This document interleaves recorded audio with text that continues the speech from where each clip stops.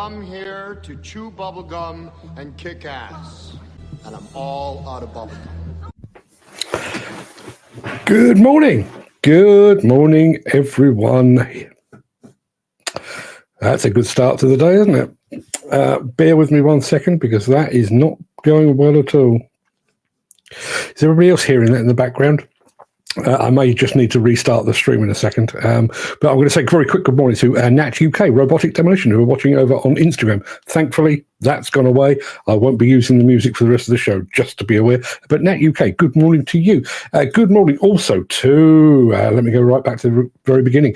Our friend Wolf Welder, 69. Garrett is watching over in America. And because he's on a New York schedule, he is on our vaguely on our timeline. Still early in the morning where he is, but he's on our timeline. Garrett, do you get to see the solar eclipse today? I wonder if you're part of the band that's going across America. Maybe that's why he's up so early in the morning. I don't know. Mick Norton's here as well. Good morning, Mick. I'll be talking to you a bit later on, I'm sure. Gary Muirhead, who is the provider of today's question of the day as well. And there is Wolf Welder saying exactly why he is with us. Michael, 2154 Williams says, good morning, everyone. Good morning, Michael Williams, who is watching over on Instagram as well. Steve Williamson, who is actually going to be on the show, in a manner of speaking, a bit later on. Morning, all the steel wrist shades are a go today. I bet they are. Not sure where mine are. The ones I have most readily to hand are probably my Sennebogen ones, or case possibly, but yeah, I can't work in those. Let's have a look who else we've got here. Mark Whiting's here as well, and Chris Ford is here as well. So shall we get on? I think we probably should. Good morning. How the devil are you doing this Sunday? Hope your weekend was good. I hope it was a good one. And yet, return rested, recuperated, and ready to take up the good fight once again. I've got a couple of bits and pieces for you this morning before we get underway.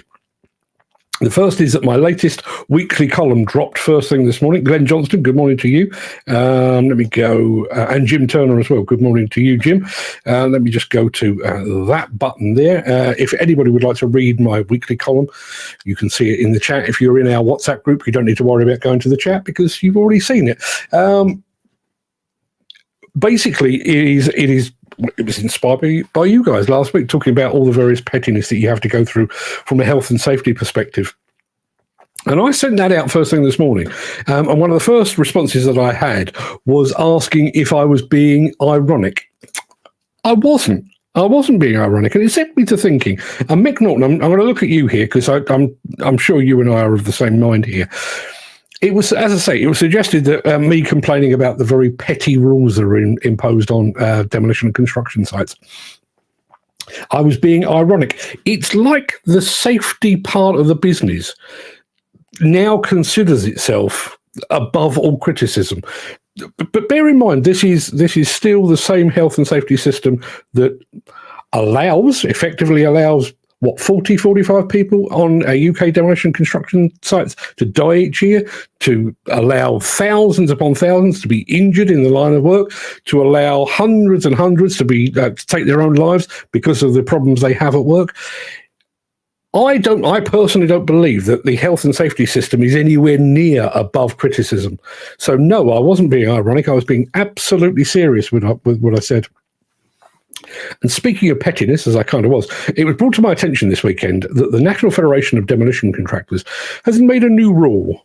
They do that. It's a rule change that means that only those that are employed on a PAYE basis can stand as an NFDC officer.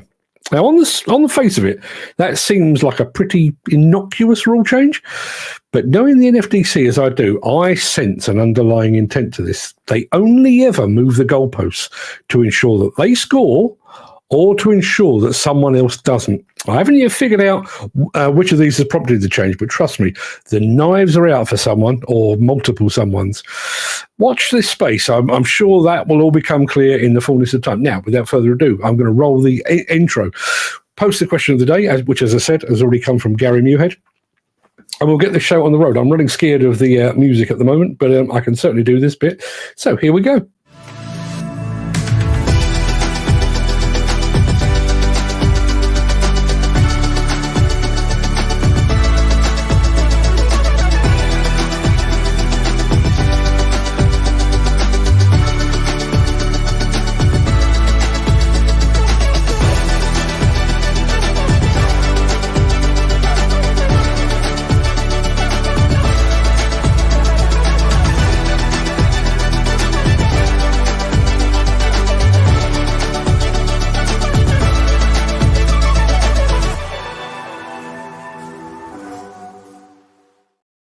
And just to prove I'm not a lone voice in all of this, there's Steve Williamson. Morning, Steve, saying life on social media is a fairy tale. Real life things that happen don't get shown on social media. No one hears enough on deaths in construction or disasters as much as all the good stuff. Absolutely right. We will come back to our question of the day in just a moment, but we do have a lot to be getting on with. So let me tell you, it is Monday, the 8th of April. Welcome to the Breakfast Show. I am your host, Mark Anthony, the Walrus of Demolition. In today's show, Forged in Fire, what makes Kobelco machines special? Horses for courses, how Volvo electric machines thrive in an equestrian environment. I had trouble saying that twice today. An unusual track carrier lightens the load, and an Ohio demolition spectacle that we've got in store for you. Plus, how one of our own, who I've already mentioned, how one of our own will be taking Intermat 2024 by storm. But before we get to all of that, we do have the small matter of today's mystery machine. I've got a corker for you today. This is, well, it's disguised in so many ways. Let's have a look. Let's get this out of the way.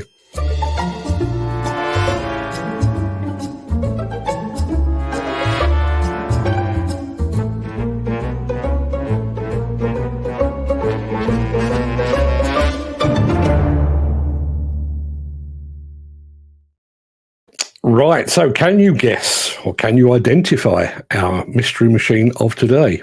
That's what you've got to work with. Is the colour a red herring, literally a red herring? Possibly. Is it not? Maybe not. Is it a present machine? Maybe. Is it an old machine? Maybe. I'm not. Listen, I enjoyed going 2 for 2 last week, so if anybody's got any clues on that, please keep them to yourselves, because I would love to walk away with a win again today, but that is precisely what you've got to work with. Let's have a look. We've had a comment there. This is, I'm not going to dwell on this one because the question of the day is sat there lurking. My other half, and this is, I can vouch for that. This is absolutely true. Phone my mum, says my wife, and order a curry. Yeah, she does that pretty much every time. And Steve Williamson has walked straight into my trap and said that it is a proclaim. It is not a proclaim. Neither, Ken Hatcher, is it an O&K. See, the red has fooled you. So this gives me an opportunity to play one of my new sound effects, and it is this one. Yeah, so far we've had 2 guesses, both of which are wrong. So keep those guesses coming in. Here's a quick flash of what the machine of the day, or our mystery machine of the day, looks like today. And Gary Muirhead has just gone for a Cat 320B. It is not one of those either. Let me take that away and press. Oh, no, I do need to remind you very quickly of our question of the day, which does, in fact, come from Gary Muirhead. So let me do that for you very quickly.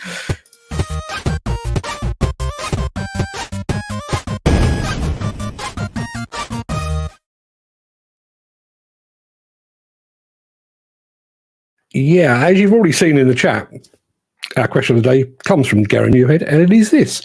I thought this was an absolute belter. What is the first thing you do when you get back from your holiday? It doesn't matter whether you've been abroad or stayed here in the UK. What is the first thing you do when you get back from holiday?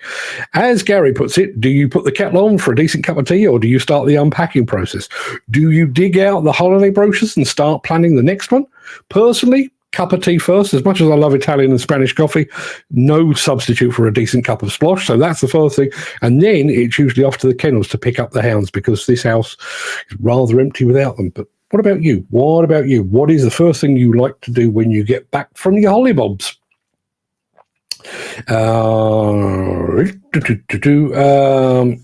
Yes, we are talking about all things health and safety, or we were last week, and that's my article today. PPE must be suitable for each employee to use or wear, for the legal duty is owed to them, individuals, not collectively. All correct. All correct.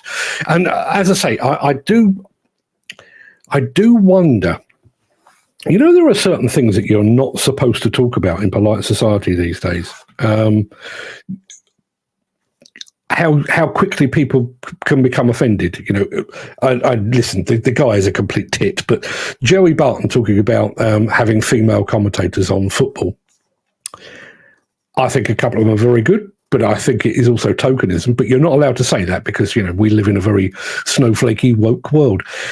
And I would say the same applies to health and safety. You are not really allowed to criticise health and safety or suggest that there is overkill or suggest that their focus is wrong. But their health and safety track record is not marvellous. You know, if it was all star-spangled awesome, would people still be dying in demolition and construction sites? I don't believe they would. Still more answers coming in on our question of the day, so thank you very much indeed for that, Gary. But we do need to start the show. So let me do one of these.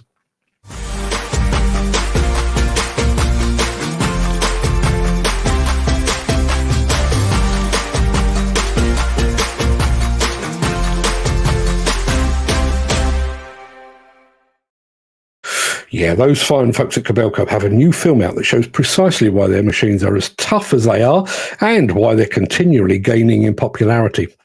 Take a look at this.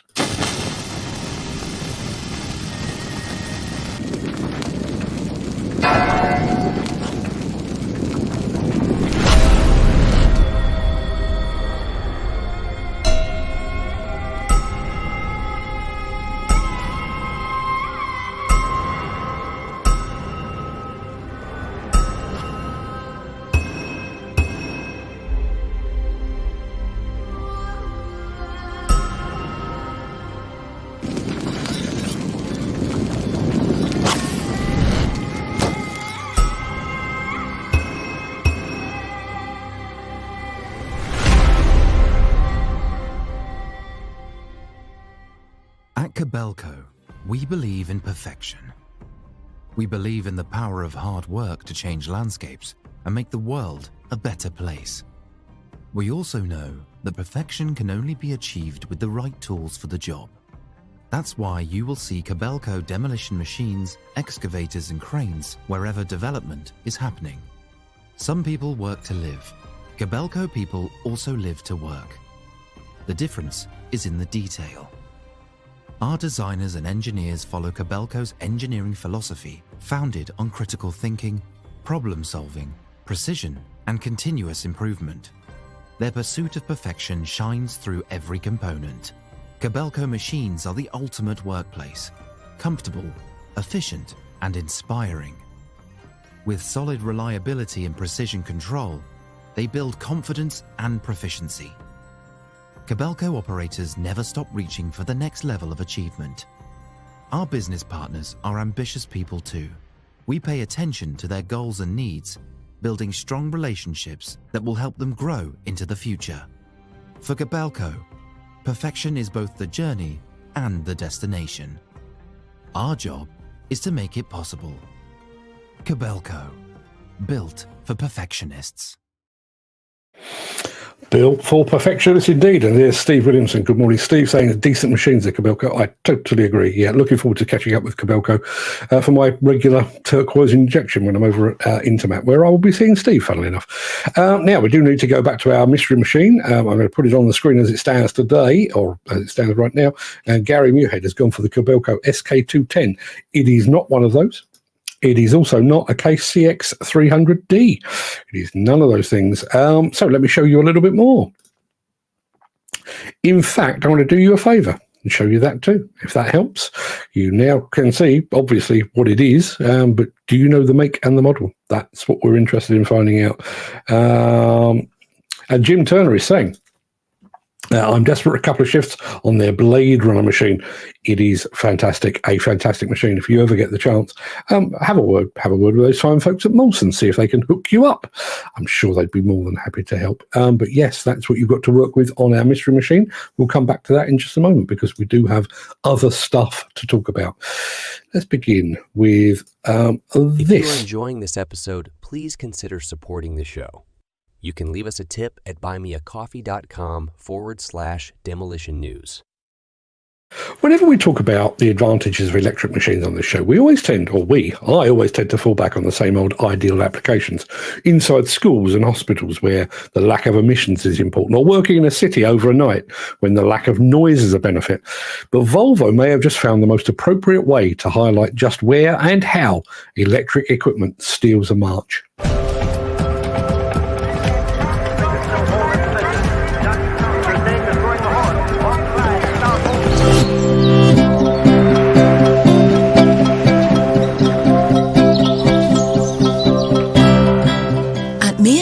stud farm, people, horses and nature live together in harmony on an island just outside Stockholm. One of the oldest and largest horse breeders in Europe, Myanmar sells, trains and breeds first-class trotting horses. The love of these graceful and majestic animals is clear to see. Vi jobbar ju mycket med hållbarhet på Myanmar, så ett stora mål är att minska den belastning på miljön då som vi kan. The land here has been farmed for more than 800 years, and ensuring it is still around for future generations to enjoy is a big commitment. Vi har solceller, vi har även värme producerat av hästgödsel och flis, vår egen skog, flisar vi en del av det. Vi har också en vindkraftpark som vi äger, som vi förser gården och även i övriga delar av koncernen med elström.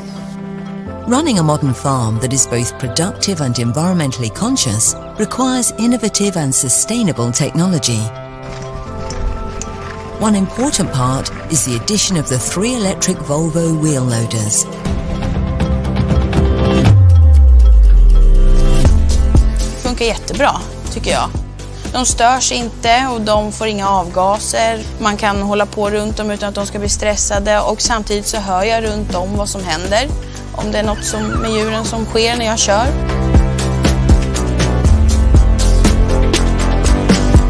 Working in harmony with nature, Myanmar provides its animals and people with the best possible environment today, and is helping to build a better future and ensure its legacy will live on for generations to come.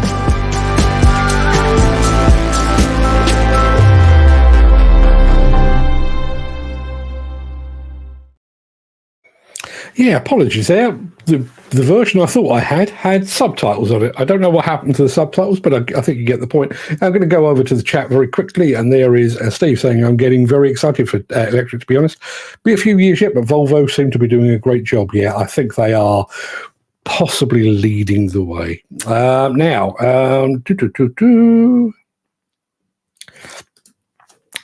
Andy Hare says, did you see LDH, David Hearn, Akada Dahako have been bought? I have not. Who has purchased them, Andy Hare? That's a big shake-up in the attachments business. Be sorry to see them go, kind of, depending who's bought them. And I wonder about the follow-on from that, because I think a lot of people have traditionally bought from LDH mainly because of David and his wife and his daughter. Be interested to see on that. Is Volvo developing hydrogen machines, or is it just electric? No, they are working on hydrogen as well. That is lurking in the background. I'm going to come back to the mystery machine in just a moment. Mick Norton says health and safety committees. If 2 or more union-appointed health and safety representatives request in writing that you set up a health and safety committee, you must do so within 3 months of the request. However, there is no such requirement if you consult health and safety representatives elected by the workforce. Did not know that. Okay. Ken Hatcher says, went to look at an electric car on the weekend. Not for me yet. Hybrid. Yeah, I'm currently rocking the hybrid as well. Well, I say my wife is rocking the hybrid because I don't really go anywhere. But yeah, okay, mystery machine. Here's what we've got to work with. Chris Ford is going really obscure. Japanese Steelworks, JSW, BH30. It is not one of those. Steve Williamson, is it a Doosan? It is not. Jim Turner, is it McCann's red JCB 140X? It is not. Ken Hatcher, it looks like an old Cat 330. It may well do, but it is not one of those either. But I can tell you that somebody has at least got the right manufacturer, and that person is Mr. Muirhead, Samsung SE210. Right make, wrong model. That's what I would tell you right now. Wrong model. So let me give you a smidgen more. Well, that doesn't help at all, but that's what you've got to work with. Andy Hare has emailed me the press release, apparently, so I shall fire that up. Let me have a very quick look. Hasn't landed yet, as far as I can see. No, hasn't landed yet, but I'll keep an eye out for that, Andy. Thank you very much indeed for doing that. If anybody's got any more guesses on the mystery machine, please let me know. While you're thinking about that, let me press one of these.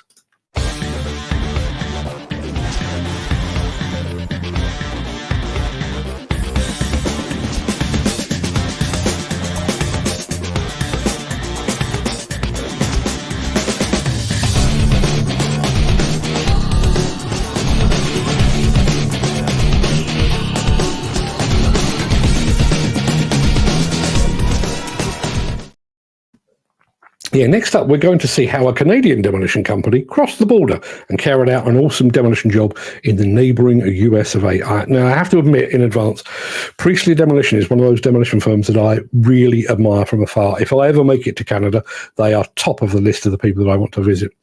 And you're about to see precisely why.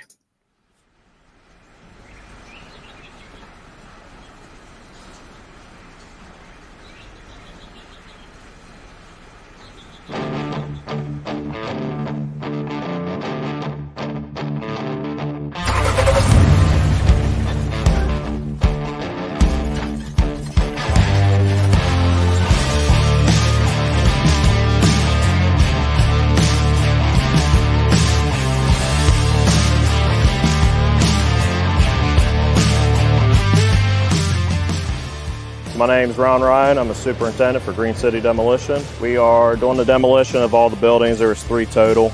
We are wrapping up now towards our last building. We had to approach it differently than our others. We split it down to center so we can have a crew on the inside working for a crane pick, generator, transformer, switchgear, stuff that's coming out being safe for the owner. That allowed us to keep the machines rolling on the dock side of the east side of the property, keep demo rolling on there.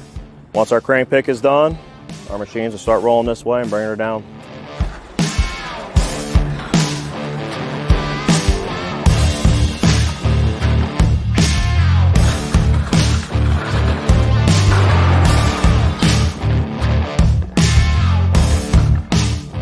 Hi, Tyler Hunt from Priestley Demolition, high reach operator here.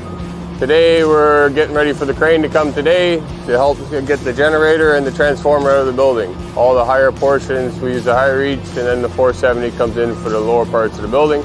The first couple of bays we're getting into is not too bad, but the further you go in the building, for sure the first and second floor is very heavy gauge steel. We're going to need the 470 up and running for that. It could be teamwork between the long arm and the 470. My name is Corey Dan. I'm safety coordinator and safety compliance here at Green City Demolition. Currently I'm overlooking, making sure all the guys are tied off up there, salvaging a few pieces of equipment for the owner, and just making sure it all comes down safely. Every morning we get together in the trailer on the other side of the job site. We go over a couple task-specific safety entities, like making sure today is behind us. We're just making sure all these machines are apart from each other, not getting caught in between, and making sure we don't run into them.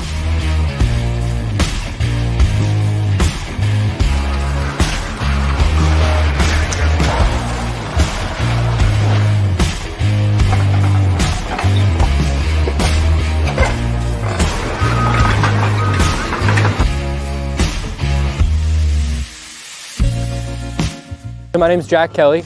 I work for Vandercar Holdings here in Cincinnati, Ohio. I'm the owner's representative on this property. I've been managing our relationship with Green City. We've only got, I don't know, maybe 40, 50,000 square feet, maybe more still standing, but originally it was about 450,000 square feet. Part office, part laboratory. And because they did all this research and development, like I said, a very technical building. So because of all that technical operations that were going on, there's a lot of electricity that comes into the building, so we were able to really salvage a lot of the electrical components. 70 tons of asset recovery, and then 1,400 tons in scrap metal.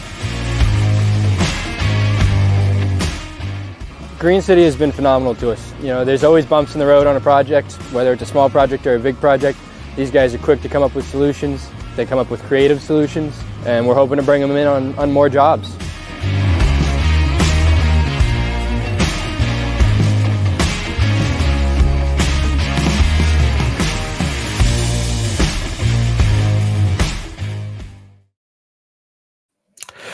I'm going to go exactly with what Steve Williamson has just said. There is something about demolition in America and Canada. You're absolutely right. There is precisely why I want to go and see Priestley Demolition in the Iron. They really do some world-class work over there. I haven't had the press release through from Andy Hare yet on LDH. I will be coming back to that at some point in the not too distant future. I know, actually, my apologies.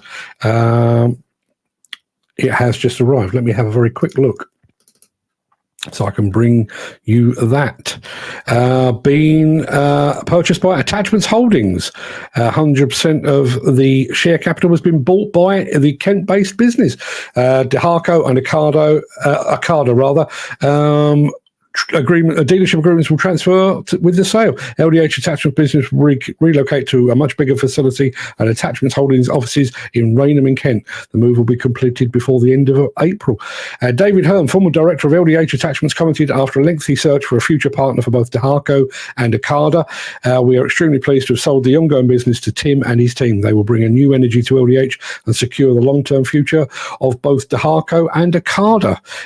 Former directors Leslie, Eleanor and myself want to sincerely thank our customers and suppliers who have supported us over the years. I hope you will continue this great working relationship with the new owners going forward.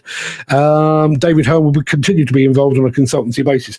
So, good news all round, I would say. David Hearn, I don't know what David Hearn's actual age is, but it's certainly too young to go and too knowledgeable to go and put his feet up. So, good news all round, and congratulations to the team at LDH and also to the Attachments Group as well. That's a big deal. Now, I can tell you, we already know our mystery machine is that.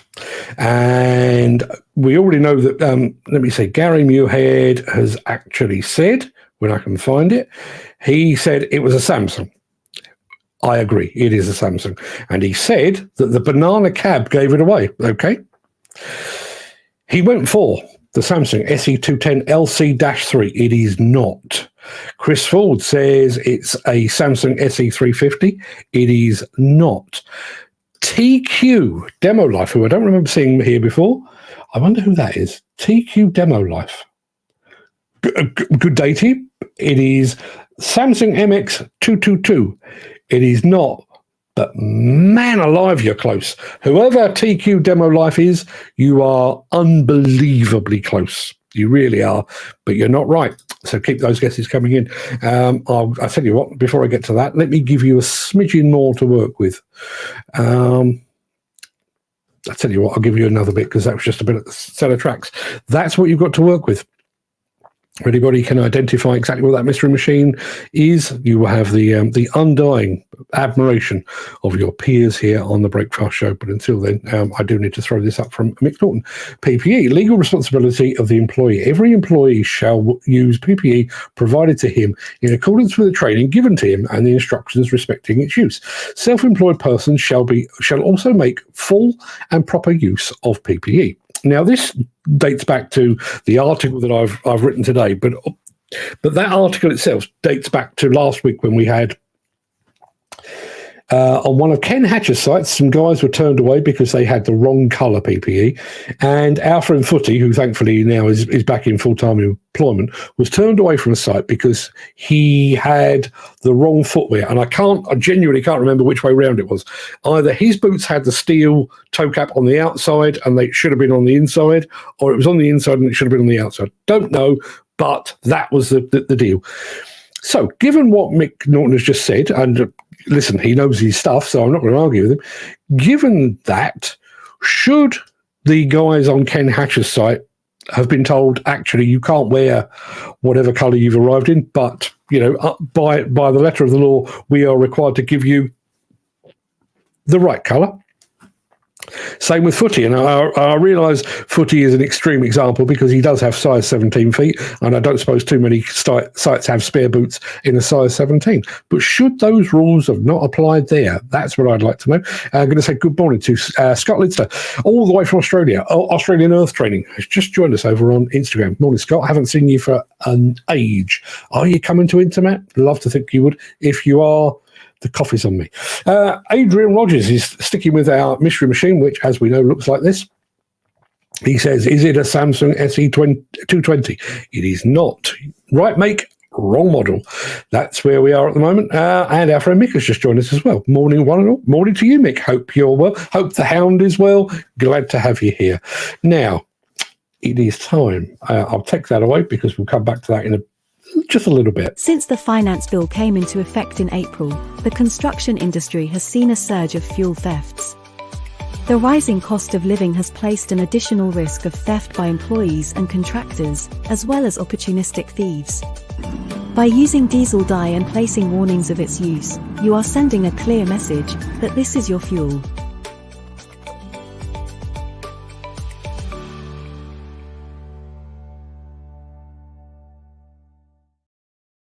Also going to say a very good morning to Sarah Jane Turner, or Mrs. Turner.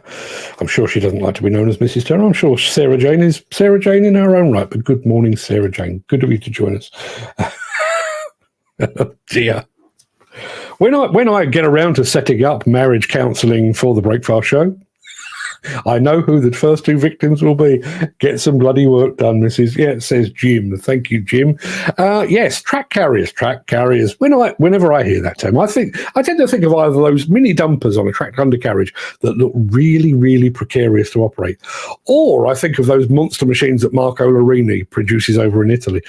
But there's an alternative take on the track carrier concept, and in the right application, I reckon this is nothing short of genius.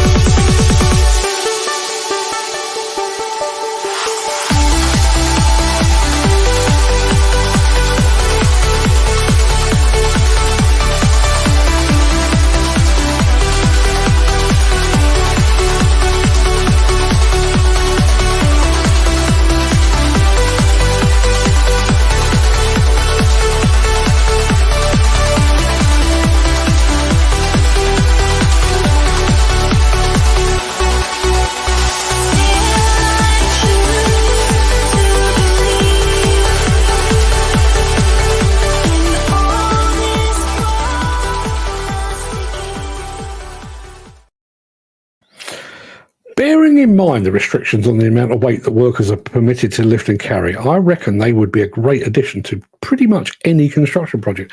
Imagine just having that parked in the background, ready to roll.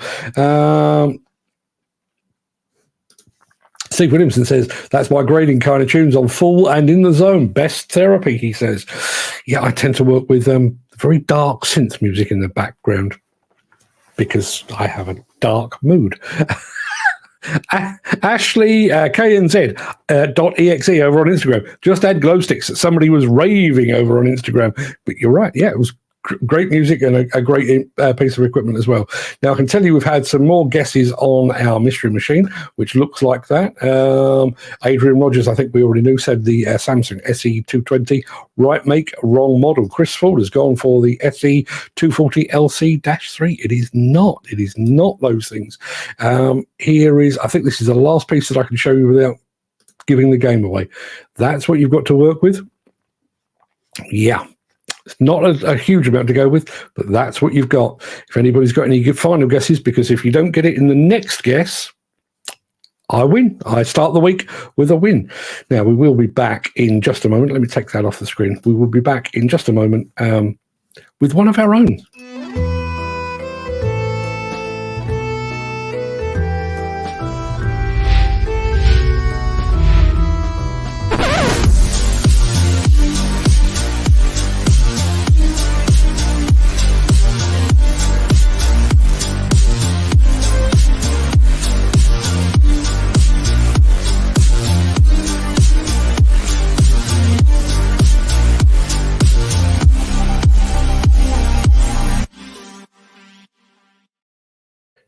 Now, just going to go over to the chat, and there is Steve Williamson saying, let's have a look. You've beat me on that machine.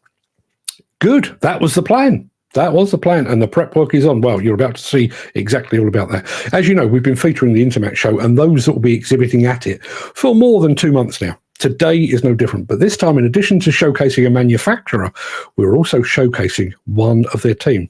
And we're doing so because the person in question is a very familiar face right here on the Breakfast Show.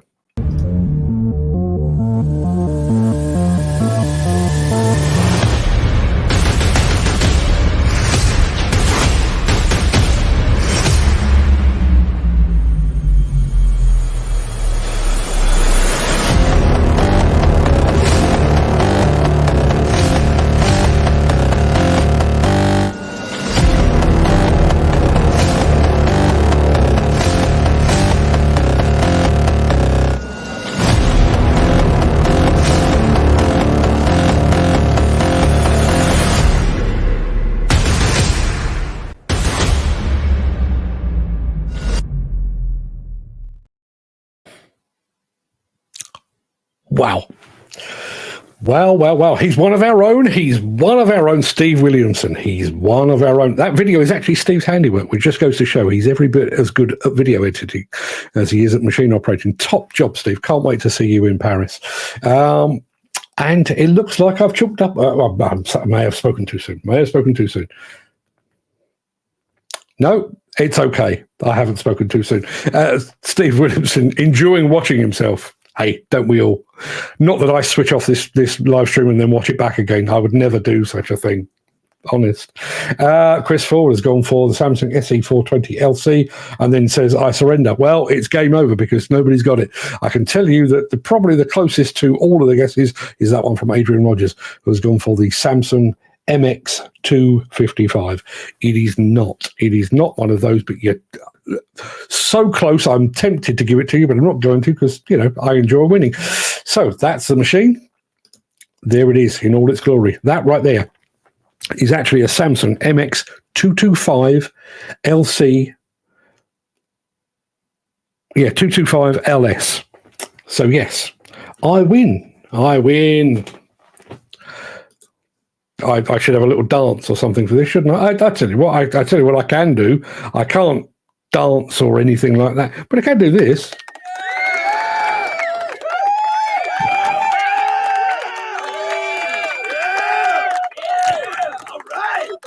Yeah, all right indeed. Yes, I won.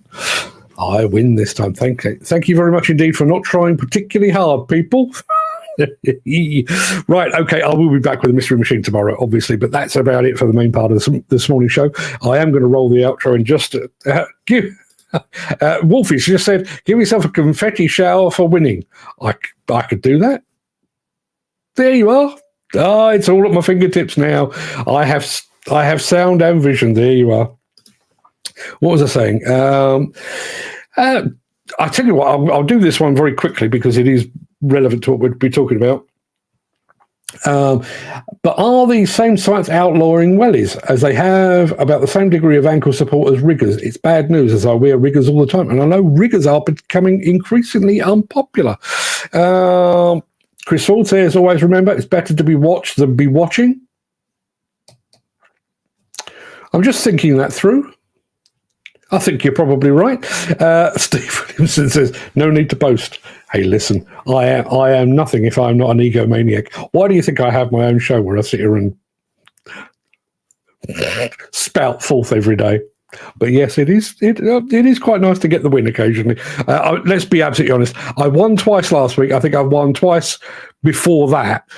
But bearing in mind we've been doing this for months, I think I've lost, 99% of the time. So I'm going to clutch at straws and enjoy the moment, bask in the moment. That's about it for the main part of this morning's show. I'm going to roll the outro in just a second before leaping gazelle-like over into the chat to see what you're all saying today. If you can't stick around for that, then please stay safe. Look after yourself, your family, your friends, and your colleagues. I hope to see you again very soon. But if you do have the time and the inclination, I will be back with the Craic immediately after a final word from our key show sponsor. And, on the basis that I will return. I'll be back. Thanks, Arnie. Yes, I will be back indeed. So let me press this.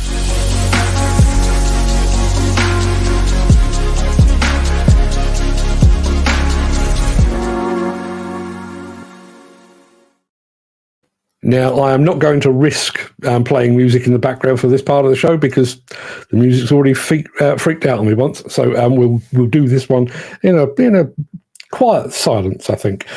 First off the mark this morning. Has anyone seen Dan Cullen this morning? I don't think I have.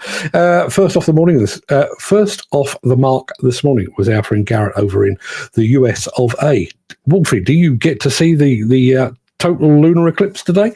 Be watching that on the telly a bit later on. Mick Norton's in the house as well. Gary Muirhead. Gary, thank you very much indeed for our question of the day today. I will be coming back to that in just a moment. Morning all, says Steve Williamson. The steel wrist shades are a go today. Yeah, I just realised my set of Oaken sunglasses are actually in the car. The reason they're in the car, because it was sunny yesterday, so I broke them out yesterday.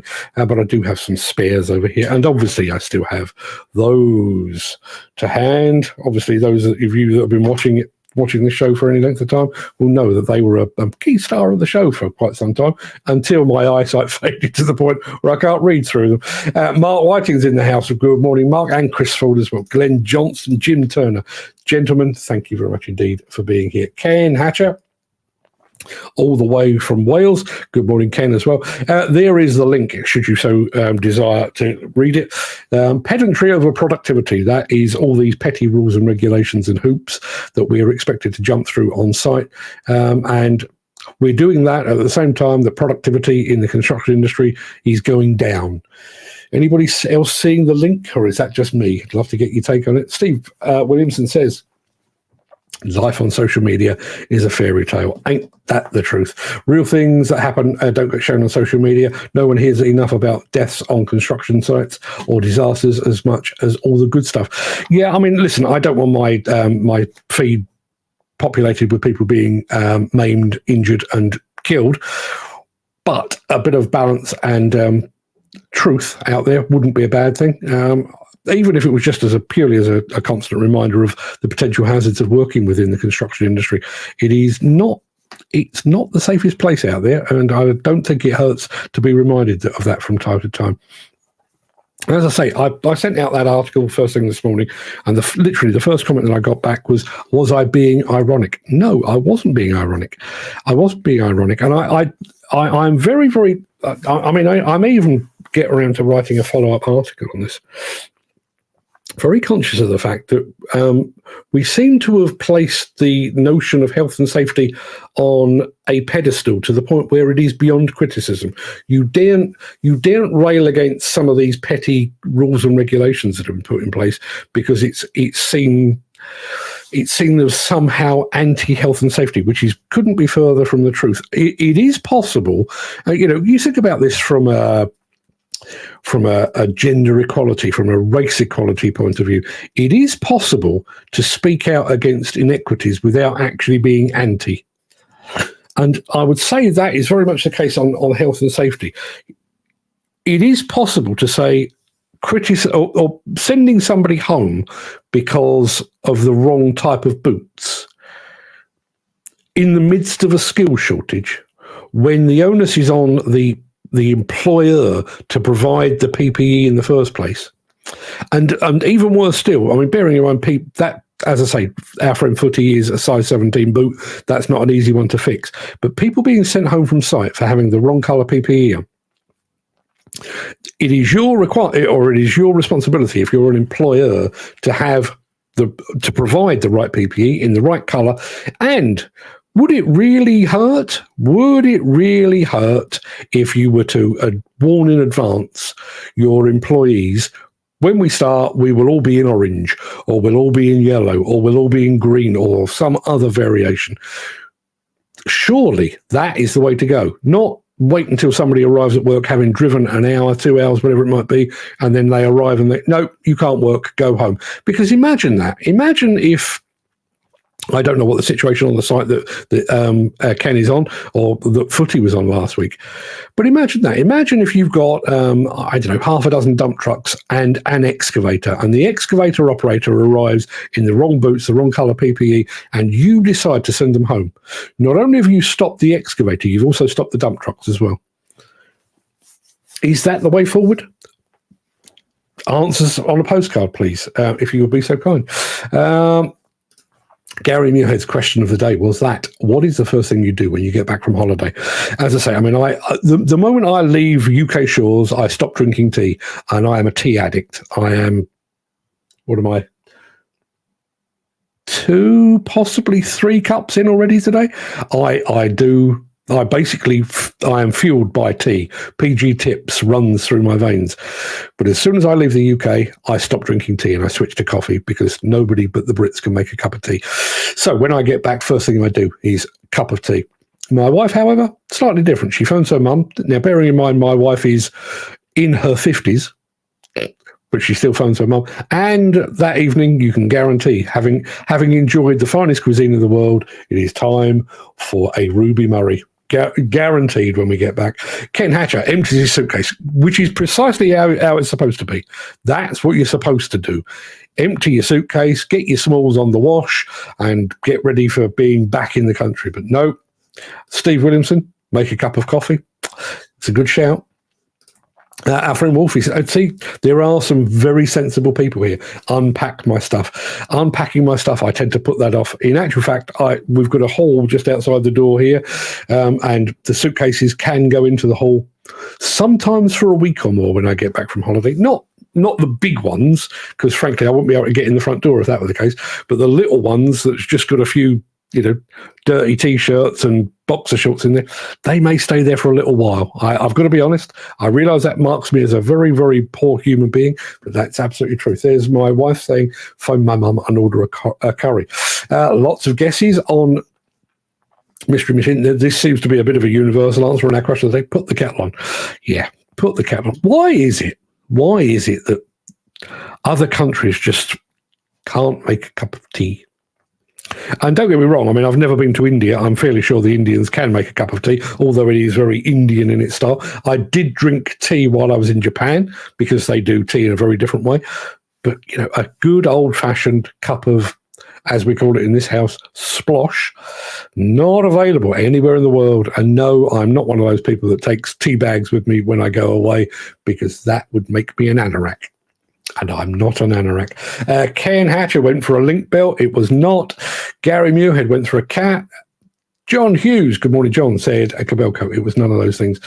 Gary Muirhead, answering his own question, put the kettle on, have a nice cup of Scottish tea, and then go through the mail and all the bills. Yes. Isn't it weird? I do exactly the same thing. If we leave any of the children behind, which we tend to do more and more these days, I always tell them, stick all the post on my desk and I'll go through it when I get back. And that's the first thing I do. You've just spent a week or 2 weeks relaxing in the sunshine. You chilled out, and then you get back. It's like, oh God, how many bills? How much do I owe, having just not earned anything for the last 14 days? I do exactly the same. Guess upon guess about the Mystery Machine. Mick Norton says health and safety. I don't know why he's capitalised safety, but he's right. Jim Turner wants to have a go on the Blade Runner. Molson, if anybody out there from Molson is watching, Jim Turner wants to take a Blade Runner for a spin. Hook the man up, would you? Loads and loads of guesses. Andy Hare from Northern Track, thank you very much indeed for sending over the press release, Andy. Better late than never. Brew time. Yes, brew time. That is exactly what you do when you get back, but it's also brew time where he is as well, up in Leeds. Andy Hare is in Leeds, or Northern Track are in Leeds. Steve Williamson, I'm excited for electric, to be honest. So am I. Be a few years yet, but Volvo seem to be doing a great job. They really do. I think... If I were to say, is there a leader in the field of hydrogen at the moment? I would say JCB. Is there a leader in electric? I would say Volvo. And I realise there are lots of other people doing this very similar things. Liebherr are active in hydrogen. Hyundai are active in hydrogen. But I think JCB has stolen a march. Electric, lots and lots of manufacturers are active in the electric field. But Volvo have largely built part of their company ethos around a zero emissions future, and I think they're really proving that with their take on all things electric. Chris Ford, JSW, Japanese Steelworks, BH30. That is a blast from the past. We did eventually see the LDH announcement. I have to say, I'm obviously sad to see the company go because I actually did some work for them early doors, and huge admirer of everything that David, Leslie, and Eleanor have done down at LDH. But if that's what it takes to take it to the next level, then fair play and good luck to the team at the Attachments Group. My guess is they will probably get a phone call at some point today from the Worthing advertiser, who will have been triggered by their presence. In actual fact, I think I've got a call coming in from the Worthing advertiser as we speak. Bear in mind one second. Yes, Mark Anthony, can I help you? Yeah, that's the Worthing advertiser spreading their wisdom as they do. Is Volvo developing hydrogen machines, or is it just electric? No, they are certainly doing hydrogen. In actual fact, I think did they buy a hydrogen cell company, or did they develop their own? Can't actually remember, but yes, they are very much in the mix, as it were. Went to look at an electric car on the weekend, says Ken Hatcher. Not yet. Not for me yet, but a hybrid, yep, absolutely. Funnily enough, somebody pointed out to me, you've seen these...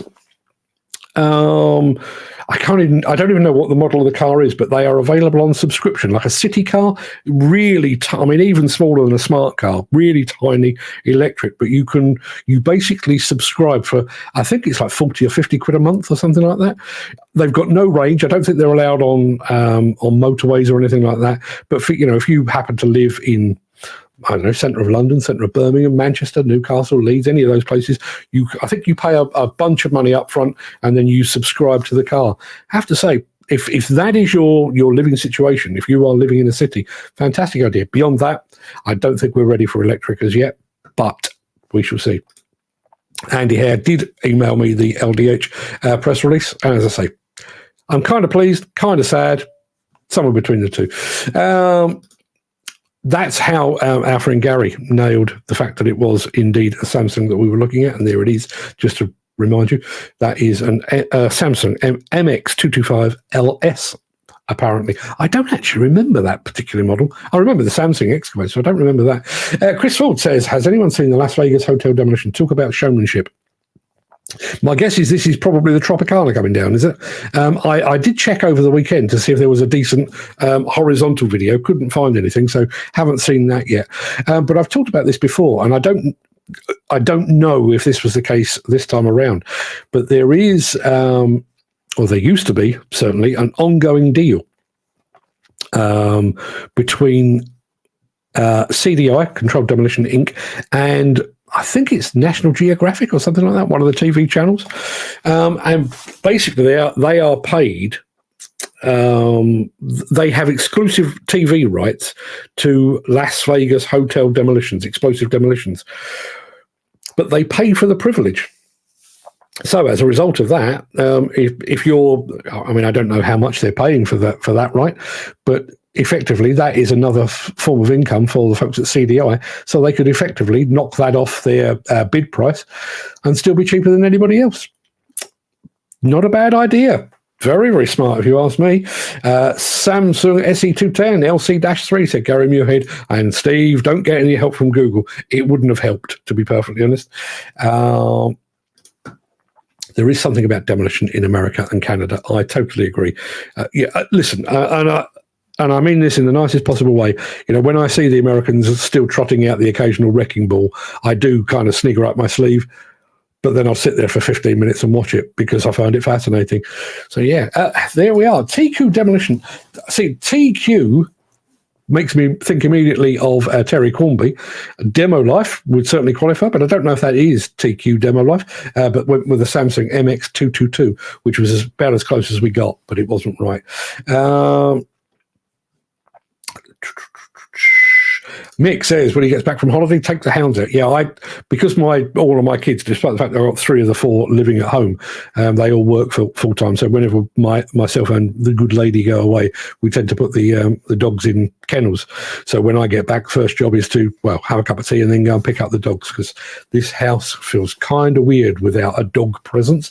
Mick Norton. So we're on to PPE again. Riga type boots are considered by many within the workforce to be stylish, but may be prohibited on some sites due to them not providing sufficient ankle and foot support, which poses a higher risk of injury. The insurers are calling the shots.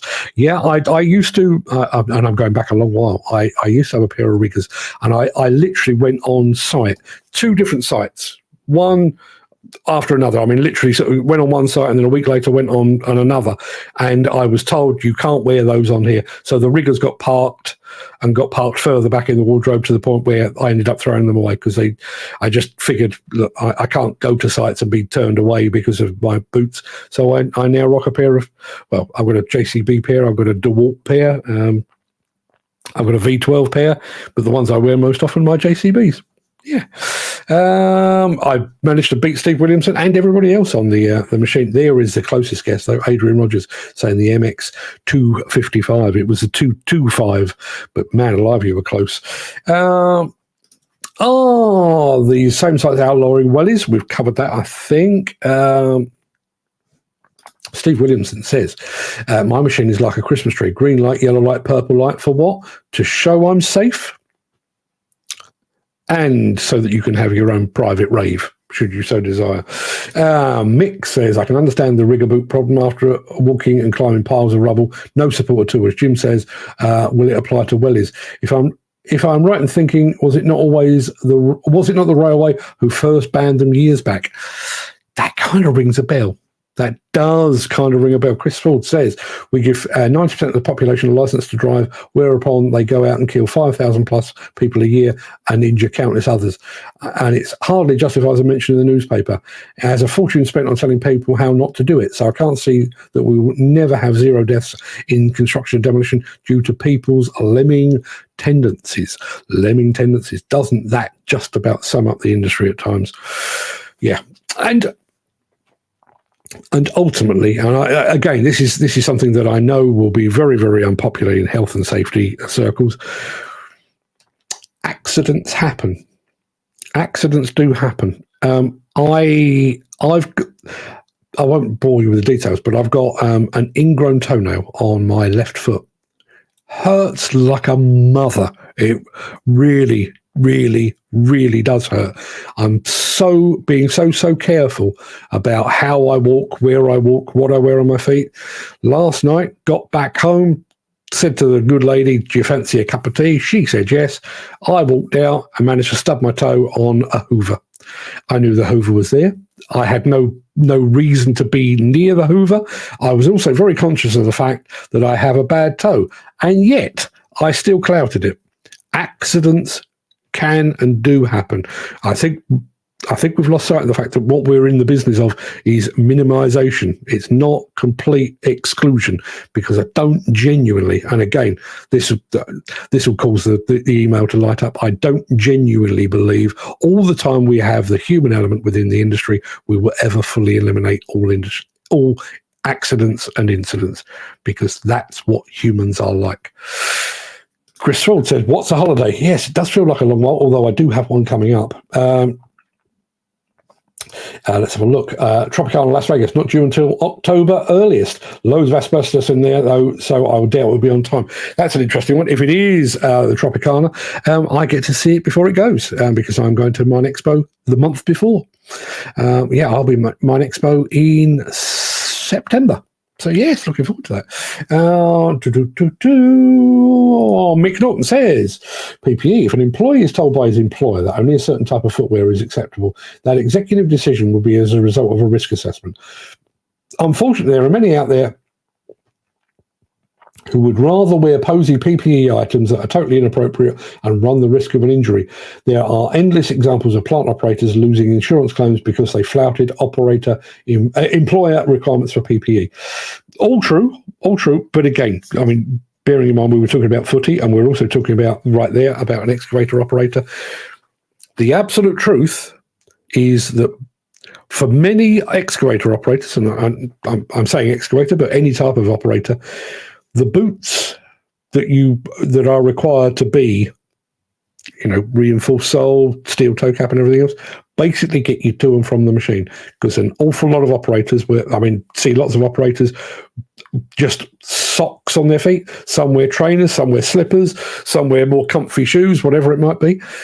So we're talking about getting from here to here, at which point the level of protection doesn't actually matter. I think there is a sensible level of scrutiny, and there is pedantry. And I think too often we step over the line and go into pedantry. And now we've had a comment in from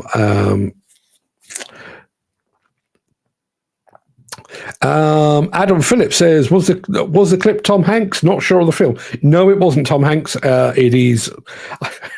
This always triggers a response for some reason. It is actually Roddy Piper, the wrestler, in the film, I think, late 80s, early 90s, called They Live. But Adam Phillips, good shout, but no, it was not.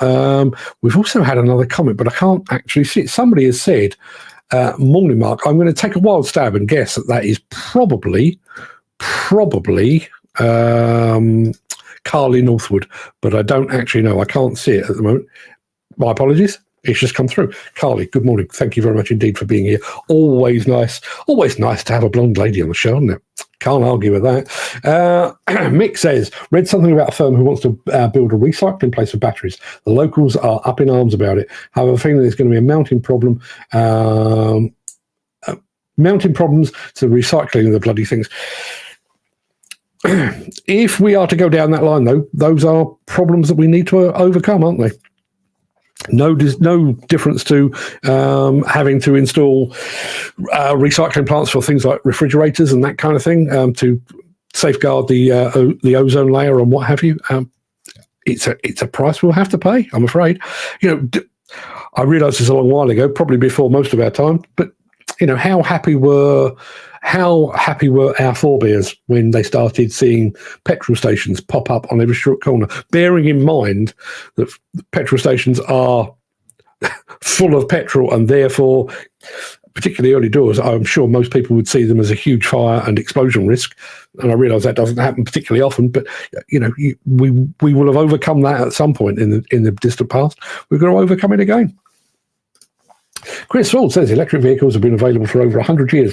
If it was that good, the internal combustion would never have become so popular. I still believe the electric power has its place. The internal combustion engine just needs the fuel altering to meet today's needs, or a revamp on how it works. I just think my personal belief now is that the politicians, the environmental lobby, those in academia have just got their tails up now. And I think the sooner they can sound the death knell of petrol and diesel, the happier they will be. Gary Muirhead confirming. The railway banned rigger boots because they don't give ankle support. Yeah, absolutely. And anybody that's ever tripped over on a site will know. Yeah, it bloody hurts. Really does. Who have we got? No. It is Carly Northwood. I'm late to the party today. What was the convo regarding steel cap wellies? I can't actually see the comment now. It's gone away.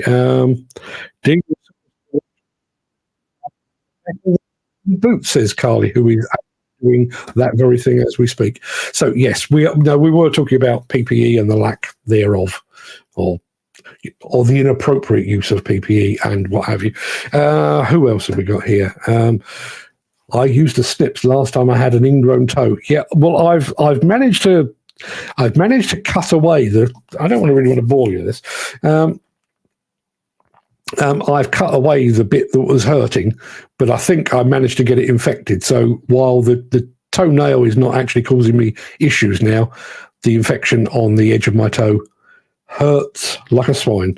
And there is my wife laughing at the fact that I had a collision with a Hoover. A Hoover, which I might add, she had placed. She may well have been checking the life insurance over the weekend. Maybe that's why it was positioned where it was. That might also explain the roller skate on the stairs. The method statement said it should have been in the cupboard, says Chris Ford. Yes. I'm sorry, I had to read back. It should have been in the cupboard, you'd think, wouldn't you? Yes. Unless my wife is genuinely out to get me, which would not surprise me. One iota. Steve says, I buy my own trainers. Don't care what people say. Tough. I'm a grown man and I know how to walk. It is a strange one, isn't it? It is a strange one. that's one of the things that annoyed me about this suggestion that I was being ironic with my article today. But bearing in mind, I talk about health and safety on a almost daily basis. I'm a believer. I'm a convert. I'm a believer. I'm an advocate. I have no issue whatsoever with health and safety of any kind. The more we can do, the more the better for everyone. But I think there comes a time where you become so pedantic. And listen, the thing that triggered this was two things. Obviously, we had lots of stories last week from the audience saying about the very petty pedantry that they were encountering on site. And at the same time that we were featuring that, we were also talking about the fact that it took, back in the 1930s, it took just 14 months to build the Empire State Building. Now it would take 5 years or more, assuming you could get it through the planning process. And I was basically just balancing the two. And the guy that mentioned the fact that I was possibly being ironic did actually mention the fact that the building of the Empire State Building killed 5 people. Apparently that is the case.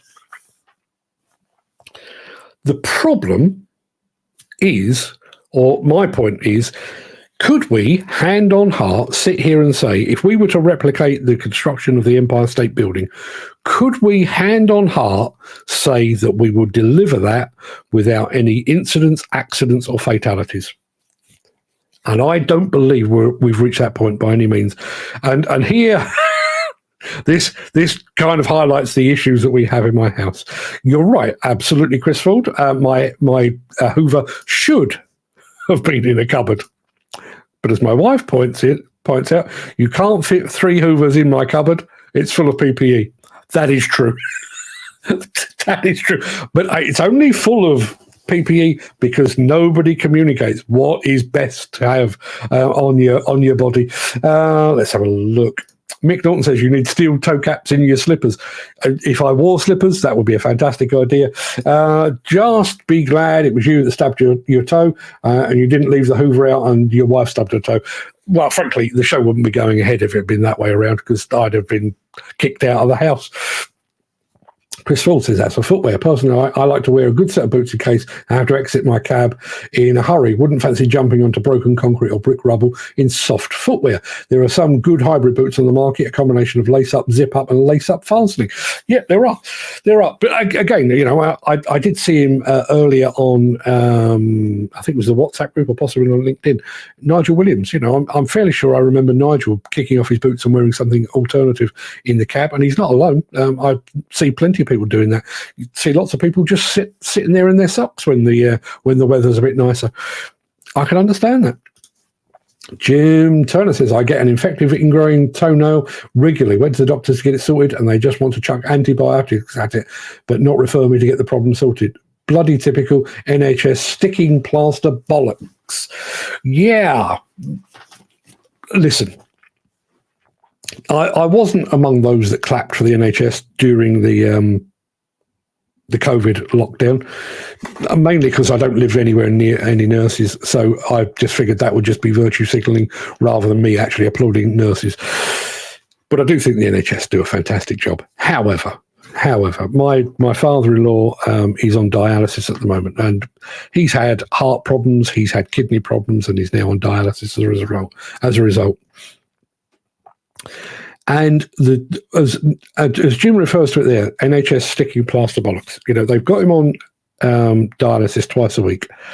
And, by and large, it's going okay. But they've also been analysing the pills and potions that he's acquired over the years because, he's on anti-inflammatories, he's on statins, he's on stuff for fluid. And, I think the guy takes about 20 pills a day.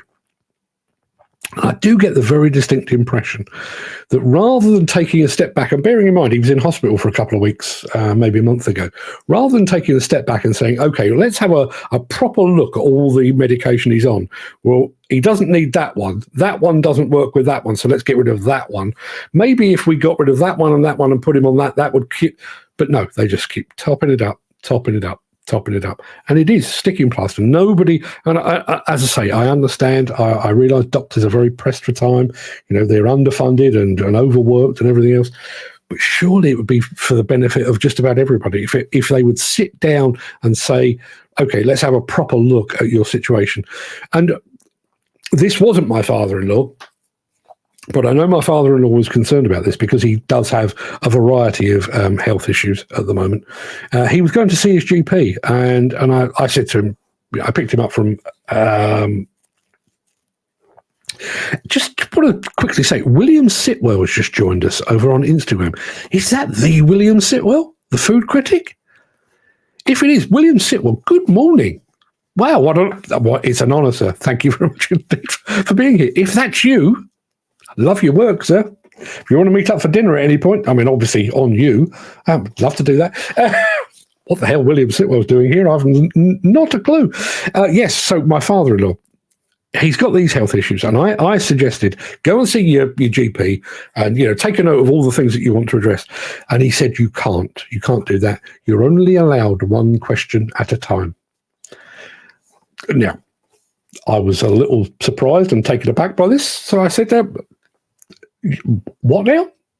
Now, bearing in mind, you know, I'm a practicing diabetic. I have a bit of mild asthma. I have blood pressure issues. So when I go to see my Craic, I go in there all guns blazing. You know, I've got this to deal with, that to deal with, and so on down the line.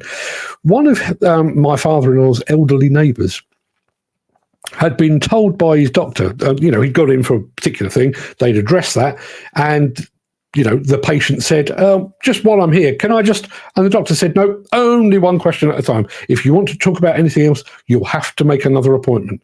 Has anybody else encountered that? Has anybody else encountered that? I'd love to hear from you. All my cat dozer operators, cat and grader... Let me try that with my head on. All my cat dozer and grader operators in the Solomons did 10-hour shifts in bare feet. They'd never worn any footwear in their entire lives. 0 accidents for the entire project. And I wonder, I'm not going to propose this because, you know, trust me, this would come back and bite me. Is there a thought anywhere that we are... As a society, we are now so wrapped in cotton wool. Think about on site. If you've got a decent pair of site boots on, so you've got toe protection, you've got sole protection, you've got ankle support, you've got they do all of the things. Do you tread more carefully wearing those? Or is there something in the back of your head thinking, oh, I don't really need to watch what I'm doing. The boots have got this. Is when you put on a bright yellow or a bright orange jacket and quite possibly a pair of trousers to match, do you, somewhere in the dark recesses of your brain, switch on a little thing that says, I'm visible? It's called high vis. I'm clearly visible. If an excavator operator is working close by, he will see me. I'm invincible. Is that the case? Stevie just said, oh my God, I was just about to say that. If you had no boots, you'd be damn more aware of where you walk. Yeah, you would. To give you an example, and I'm not doing it at the moment, mainly because of my toe situation, but you know, I was running for a while, and there's a road near me. I was doing a loop, going out of my house, turn left, turn right, and just go do this huge loop, and possibly do it a couple of times. There's a road near me where the paving is very, very uneven. And I never hurt myself, but it was that uneven. I thought, well, you know what? It's going to be easier if I run in the road, right by the curb, facing traffic. And if a car comes along, I'll hop onto the pavement. There's probably a rule that says I shouldn't be doing that, but it was safer to do that as far as I was concerned. But as a result of that, I was very, very conscious of where I was running, how I was running, where my feet were going. I mean, even things like, manhole covers and drain covers and stuff like that. You know, you don't want to tread on them, particularly if it's wet, because you're going to slip over. You become very, very conscious of your surroundings. If you believe you are as safe as houses, go back to my analogy of Thunderbirds a couple of weeks ago, don't worry, it's as safe as crossing the road. If you believe that in your heart of hearts, are you being as careful as you should be? Now, I'm not saying for one moment that we should do away with PPE. I'm not saying we should do away with high vis and insist that everybody walks around barefoot. But have we given ourselves a false sense of security by wrapping ourselves in cotton wool? Although my operators were barefoot, they were partakers of betel nut, and I had to keep my eye on those. They were often as high as a cut. Betel nut. Ever noticed blokes with new boots on walk differently? They try not to get them dirty or scratched up. The mind works in strange ways. Yes, I have noticed that because of what I do for a living. I do tend to find myself on site at the same time as dignitaries. You have a local mayor coming along who wants to press the button to start the demolition, or wants to take off the first piece of wall or whatever it might be.